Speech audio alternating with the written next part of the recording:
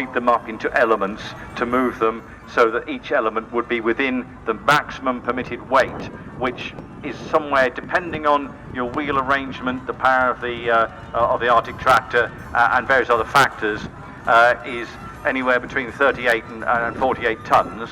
Yeah. And of course, I believe the European Union is normal road limit.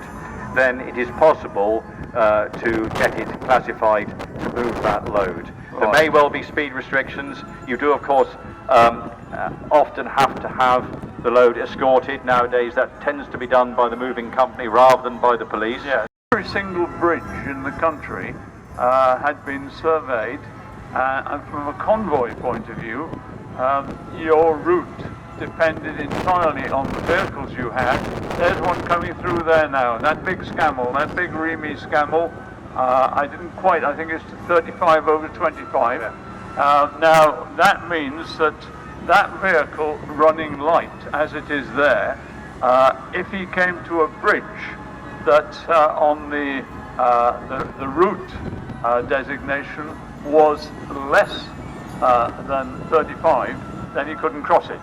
And if he had a trailer behind, then the trailer was rated at 25.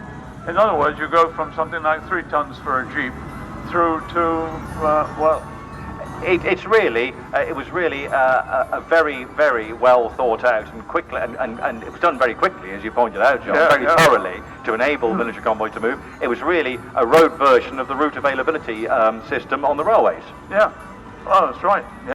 Other things. But we do know what that is now going down. That's the Hearst family's little timber tractor, winch tractor. It's got a Sea King winch in the back.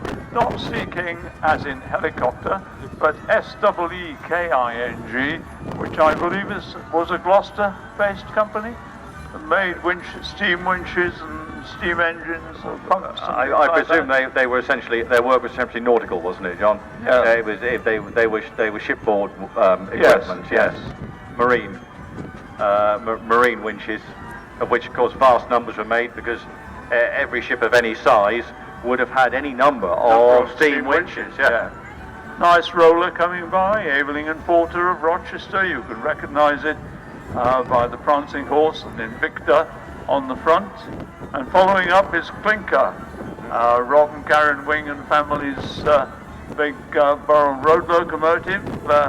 Spent its original days with the Wingham Engineering Company, which is why it's got Wingham on the front.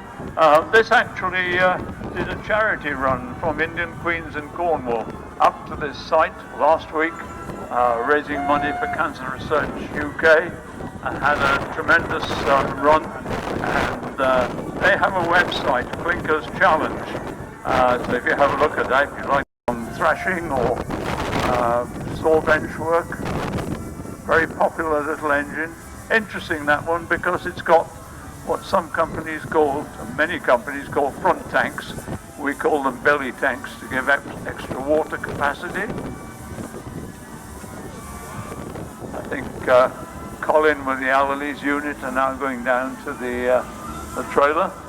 They may be planning to do some loading up of that locomotive.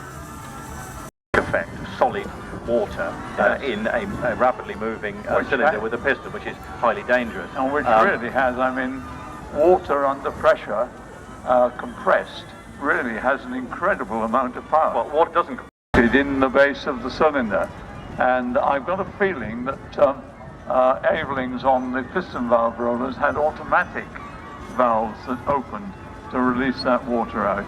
Meanwhile, we've got our trailers going around. We're collecting for 2 charities this weekend. Up at the top here we have Macmillan Cancer Care. Quite honestly, an organisation that is very close to my heart this year, because I've been partially under the care of Macmillan for the last year. And then at the bottom we've got the Alfie O'Neill charity, which is raising money.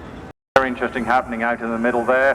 The heavy haulage boys are coupling up to the big trailer, the big 200-ton crane trailer in Pickford's colours with a big tank on it.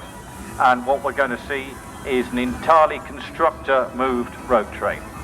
At the front, as it had the Scammell Meadows petrol in it, but has been re-engined with a Leyland 680. Similar engine, identical engine to the engine in the junior constructor at the front. All the juniors were 680 engined. Then the load tractor itself is the super constructor with the 250 horsepower Rolls-Royce supercharged C-range D-move.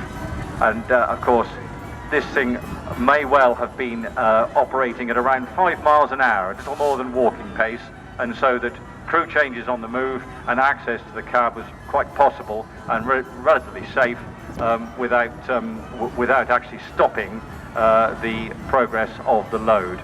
Indeed, I've actually done a driver change on the move with Steve, who's there in the cab with the super, without any difficulty at all. You can jump out, walk around and jump in again while the other one shuffles across in the driver's seat, and the job is no problem. There we go, they've just moved off, ladies and gentlemen. This is not just an entirely Scammell-hauled road train, it's an entirely constructor-hauled road train with an example of every type of constructor that was produced by Scammells of Watford.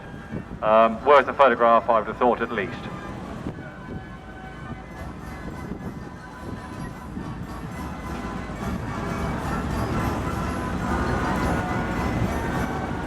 Companies.